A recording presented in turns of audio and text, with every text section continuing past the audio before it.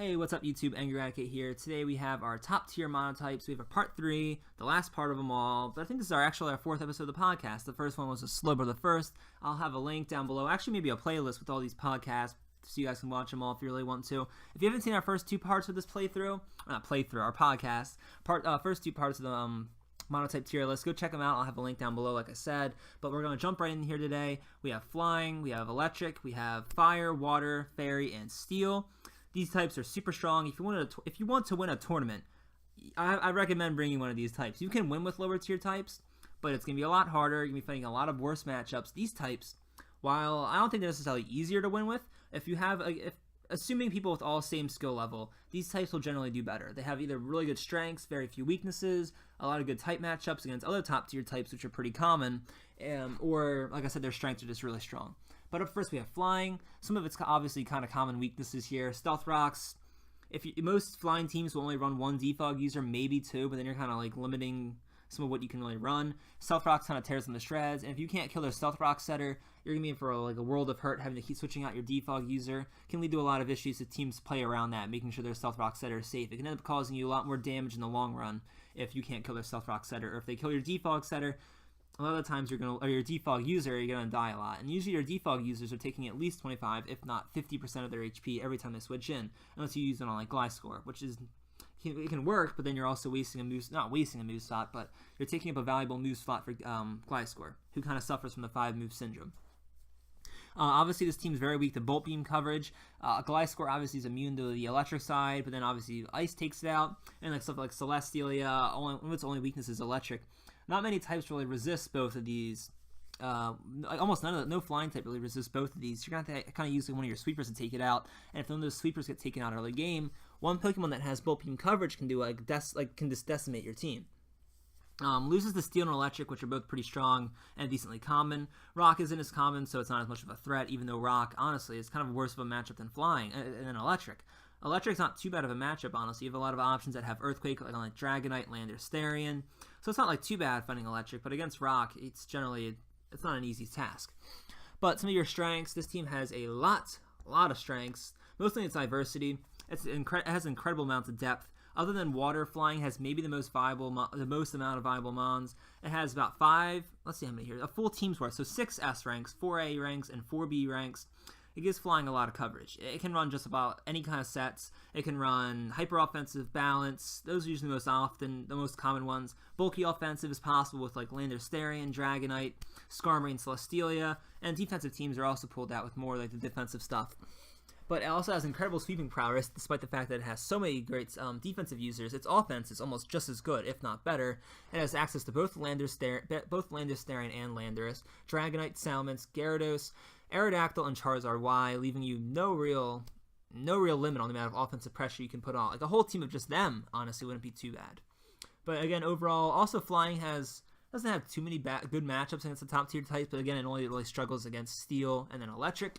Other than that, it does decently against Water. It can kind of struggle against the Rain maybe a little bit if they outspeed you. Stuff like Swift Swim Kingdra can usually put a big hole through most of your team. You don't have a lot of Water resist and Dragon resist, so that can be kind of an issue, but it's not too bad of a matchup. Against Grass, obviously Flying's going to win that. Bug, which isn't too common, you're going to win that, but that again, Bug's not that common in the fight, so it's not that big of a deal. But Grass is obviously a good matchup for Flying. Alright, up next we have Electric. Some of its weaknesses, there's little to no diversity for Electric type trainers. The 5S tier type members are basically requirements, and most teams will then pick Magnezone to trap other Steel types, and just because the Hidden Power Fire coverage is pretty nice. While the type is not super common, beating Ground is a very hard uphill battle to do. You might have some Ice type coverage, not really too much though. If you look, I think my team only had 1 Hidden Power Ice. I think that was on Tapu Koko or Alolan Raichu, one of those two. My Zapdos didn't run it. And then it lacks on defense and lacks a real physical attacker. No Tapu Koko with 2. I actually made this as a joke. No Tapu Koko with 2 attacking type moves does not count, and neither does a Suicide Golem lead or Alolan Golem lead. Most of the time he's hitting Stealth Rocks or Explosion, so it's more of a gimmicky set than a physical sweeper, if you ask me.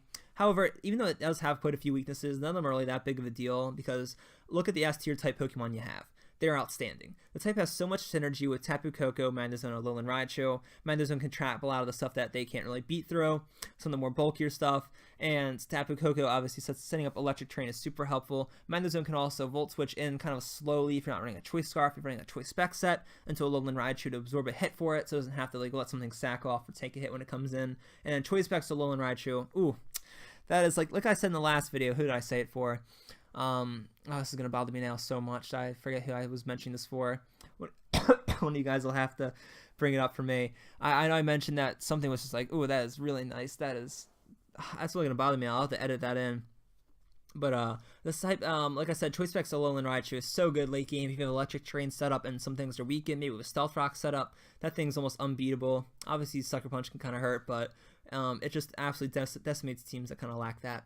Zapdos and Rotom-Wash are like at worst serviceable and at best a huge nuisance for balanced teams and other teams that can't break through them before they get status off, whether it be Will-O-Wisp or like a nice static off of Zapdos. And it also has pretty favorable matchups against 2 of my other tier types, actually 3, in Water, Steel, and Flying. Alright, up next at the number 4 spot, we have Fire. Obviously, its biggest weakness is probably Stealth Rocks. Looking at your options for Rapid Spinning and just the type in general, let's go over that first. Besides Heatran, most of your Pokemon are at least taking 25%, if not 50% with like Volcarona and Charizard Y. Infernape obviously won't be taking, I think he takes out normal damage because he's part fighting, but it's not as common on Fire if you ask me. But if you want to run on Rapid Spin on Torkoal, then he's also your Stealth Rock setter, and a lot of times he'll die pretty early after setting up Sun for an early lead and Stealth Rocks. Charizard can waste a move slot for it and take 50% just switching in to get rid of Stealth Rocks, which can just get set up again. Or run Talonflame, which is not only that very common on Fire-type teams, but then you can't run Choice Band, which is its preferred item to get the maximum amount of damage off, and the fact that its ability got nerfed, so you can't get that priority defog off anymore. It also loses to other weather setting types. You look at like Water, it's obviously just a bad matchup. Obviously it beats Ice, but then against like most Sand teams on Rock and Ground, that's another bad matchup for you. And then a team is generally very frail to even your Walls and Torkoal and Heatran lack reliable recovery and have some bad type matchups. Even with Air Balloon for Heatran, the second he gets hit, then he's kind of crippled against the fact that Ground's pretty common on most types. Besides maybe like Water, which is also just good against him anyway. But Fire obviously has very good strengths, and then any respectable Fire-type team will want to abuse Weather. Well, here's the thing, guys. You have 2 great Fire setters in Torkoal and Charizard, even Ninetales, but it's not as common. And you can set up Fire multiple times. You can set up Sun multiple times, simply because, hey, even though you have a little bit more of a frailer type, you have 2 viable options for it. You know, and Torkoal can set up Stealth Rocks then, and Charizard can take advantage of the Sun and Sweep. Fire has the best matchup on Steel and Fairy. And Fair as well, decently well against Fairy. I cannot type on this, guys. Fairy, yeah, like I said, Fire does amazingly well against Steel, has by far the best matchup against it, and it does pretty well against Fairy, especially since like Magiarna can't really get going against Fire. And then this kind of gives it a strong reason to be listed this high, simply because, hey, look, it really does well against other types. This is like the Smash argument. Who beats like the top tier types, the top tier characters? That person's probably gonna be decently high, simply because even though I struggle against lower tier Pokemon characters, I cannot talk. Even though it's poorly against like lower tier characters, it does well against the high tier characters, giving it like, you know, hey, you should use me to counter other good players. The offensive prowess of Volcarona, Infernape, and Charizard Y, it's usually able to break through most teams, especially with like Sun. Like the one calc that always like put me in shock was that in Sun, Fire Blast from like a Life Orb Volcarona at like +1 can one-shot Mega Gyarados. That's just like scary that can happen. Maybe not even at +1. I think at like neutral is like a chance to kill off the Stealth Rocks, which is just crazy to think about. But obviously you have Darmanitan, Chandelure, and Talonflame that gives you some diversity if you want to like, you know, spec against a certain type. And obviously Darmanitan can help him ward offensive types, even though he's in general kind of like his role can be played by other Pokemon. Up next, we have Water. This is number 3 spot right here. This team is super strong with Rain, and it's very diverse. But first, some weaknesses. Loses to Electric and Grass, which are both pretty good. 2 great types. You know, Grass is a little bit above average, and Electric's obviously another top-tier type. If Rain is not set up, when Rain's not set up, if you misplay, you're like making sure your Rain setter gets back out there at the right turn, you can kind of struggle a lot because your team kind of relies on it a lot. You can run teams that don't rely on Rain, however, that generally aren't as strong as teams that rely on Rain, but, you know, that's what some teams choose to do. My one friend, he comments on here a lot, Sir Rowlet. I think he's a master on Water, so you guys might want to ask him a bit more about that. But What else? We got can struggle to decide which members to use. The diversity can end up with players continuing to switch their teams around. Now, what I mean by this is water has a lot of things. It has 3 S tier, 12 A tier, and 8 B tier. That's 4 whole teams worth of Pokemon right there. You might be switching up your Pokemon too much. You might choose something that's really not going to help you. And maybe if you're like a trainer that's experimenting a lot, that's not a bad thing per se. But you might end up like really liking a setup and then switch it for something else, and then like it's kind of hard to make sure you're like you can fall. It's kind of like a bad weakness. It was hard to find out like things that water wouldn't be good for. But like I feel like it's diversity and kind of annoying. Your team might like lack an identity if you're just not choosing the right things to work well together. It's hard to really say. But the sheer amount of different types of some more strengths now. The sheer amount of different types of Pokemon that can lead to opponents not sure on how to play against you. Many water types can also run multiple sets that kind of can further complicate the matchup. Look at like Keldeo. It has like 3 or 4 viable sets and like a Life Orb setup, Leftover setup, Choice Scar, Choice Specs. You can't really know what they're going to be doing. Even like Politoed, it can run like Choice Specs, it can run Assault Vest, it can run Rest Talk set, or even just like a Chesto Berry. It makes it really hard to win against, and Water is favored against Fire and Steel, which are the top tier types. Pretty important right there, being another type that can kind of beat Steel. And against Fairy, it's not a terrible matchup. I think you are actually maybe a little bit favored in that. Rain is easy to abuse, and Rain usually beats other weather type teams. Obviously, the matchup helps a lot there. It's probably its worst matchup is against Ice.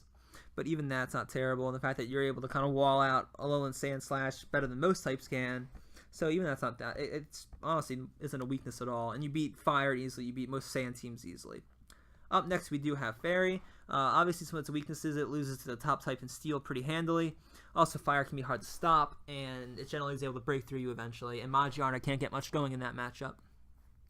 Without Trick Room up, your team can sometimes lack a speed option and kind of get outsped and outplayed.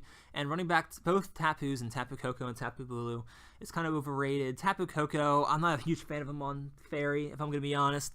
He's a little too fast to be pivoting for a lot of his members. The fact that he's too fast, I guess you can with Trick Room up, but why would you want to do that at that point when be sleeping with Magiarna?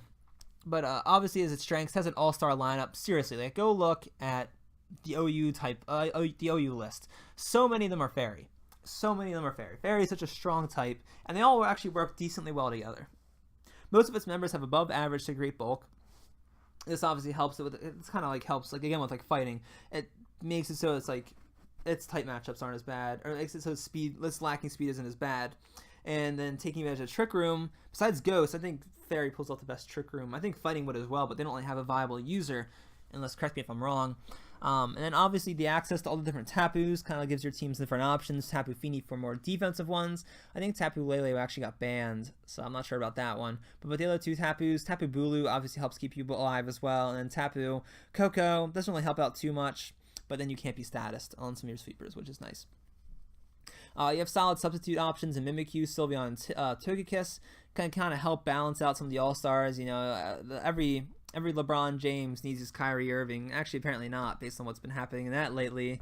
Sorry, Cleveland fans. But overall, Fairy is a really strong type. It loses to a few types, but besides that, it's generally kind of like steamroll a lot of teams with its just like all-star lineup. Up next, we have Steel. This is the top tier type. This is what everything else should be kind of based around. That's kind of how most tiers work. A lot of placements for a lot of types matter on what if they can beat Steel or not, and some other top tier types as well. But Steel is the champ. You cannot argue this. Look at some of his weaknesses here. Firefighting and ground, and even ground can kind of struggle against Air Balloon, Heatran, Skarmory, and Celesteela. Gives you some good options against that. So really, only Fire really has a huge, amazing matchup against Steel. Obviously, some of the more types that Steels are weak against, like Water and Electric, are kind of hard as well. But for Steel can kind of wall those types out usually on its more defensive type teams. Its more offensive ones will kind of lose to those, but usually at worst, usually at best, Steel will run balanced. They usually won't run an offensive team. And like my only other weakness was that they can't run hyper offensive, which isn't that bad of a thing at all.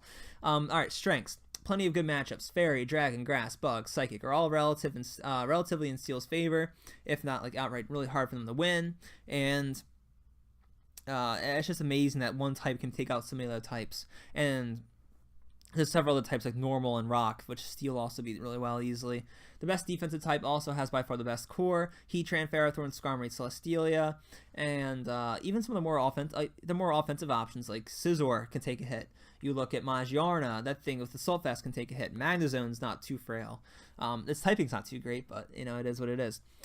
Speaking of offense, Steel is no slouch. Excadrill, Scizor, Magnezone, Bisharp, and Magnezone. It gives you plenty of super solid options and has stupid amounts of depth for both defense and offense. Like I said, there's really no limit to what Steel can do and can run just about any kind of playstyle: bulky offensive, defensive, balance, stall, even like an offensive, maybe not hyper offensive, in the fact that your team just doesn't have the speed option. But then again, Steel usually wants to go second to get their recoveries off and to catch what's switching in with after like volt switches and whatnot.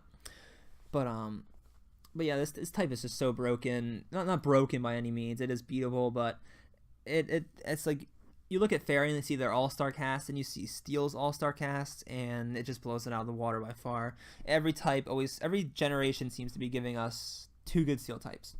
You look at, I guess I shouldn't have said that because I have to pull it out of the spot. Gen 4 had Bronzong, which isn't that great, and Magnezone. You look at, they also had like Heatran. You look at Gen 2 had Skarmory. You look, Gen 5 had Ferrothorn and Excadrill. Scizor was obviously Gen 2. Magnezone was Gen 7, so was Celesteela. And Bisharp was Gen 5. Each generation's adding like 2 or 3 super strong Steel types that are just like, man, I can't really stop this type. You know, they're never gonna be a bad type. Steel just has too many resistances. It's just amazing that to be able to run this team. If you want a tournament, run a Steel type team, run some options against fire types, and you have a decent shot of winning. That's all I really have for you guys today. This one might be a little bit shorter. I haven't really checked the time on it yet, but I hope you guys enjoyed this series. I'm not sure what I'll be doing next week for it, so if you have any suggestions for next week's podcast, hit me up, because I'm really out of ideas at the moment. This may not be an every week thing then. I'm not sure if I really have enough content to be talking about every single week.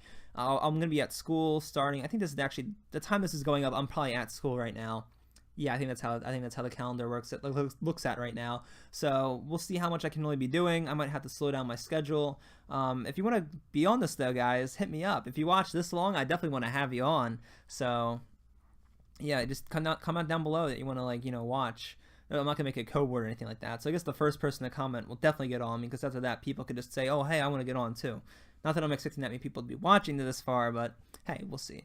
But as always, guys, hit me up with what you guys think about my tier list. Hit me with what you think about yours. It's really important to me to get everybody's opinion on this. You know, this isn't like politics, and